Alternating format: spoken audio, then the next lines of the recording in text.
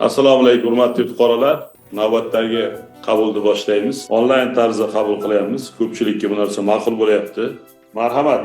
Assalomu alaykum. Yoshim 69 da. Nafaqadaman. Sobiq kelinim ajragandan keyin 1,5 yildan keyin qonuniy nikohdan keyin 1,5 yildan keyin bola tug'iladi-da, otasi deb bizga rasmiylashtirib qo'ydi. Aslida bola sobiq kelinim 12-yil ko'chko'ronni ko'tarib ketgan o'zi. Holiga ijarada yashash. 13-yil o'g'il noyabr oyida ariza beradi ajratishga. O'sha paytda qiziga birinchi bolasiga 3 million aliment to'laradi. Men undan roziman. U bog'chaga borgandan, ko'rishga borgandan. Sen yaxshi o'qishing kerak qizim. Ustozlaring gapiga quloq sol. Sen oying bilan maqtana olmaysan deb. Shu ekspertiza xulosasidan noroziman. Rahmat, eshitdik. Salomat. O'g'lingiz nima ish qiladi o'g'lingiz? Topish Belas haydaydi. Siz ham mana 70 ga borib qolibsiz. Xo'sh. Siz bilan bizni gaplashayotgan narsa endi bitta narsani sizga aytaydi.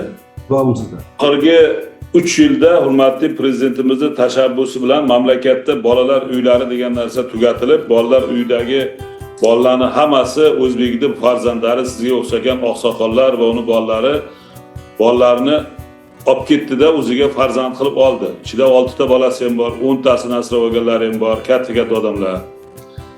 Bironta Toshkent viloyatidagi 4 ta mehribonlik uyidan bironta qolmadi. Siz bilan bizni gaplashishimiz hozir bitta bolani ko'chada qoldirishni gaplashamiz, ikkovlashib. Shu bo'lyapti-da. Maqsad shumi? Endi eshiting mana oxirigacha.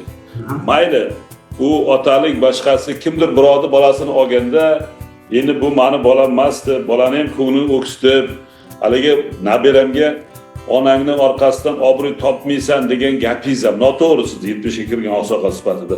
U siz itti qilasizmi, kech qo'pol qilsa boshqa qilasizmi? Uni onasi u. Haqqingiz yo'q onasiga qaytarib ishlashga.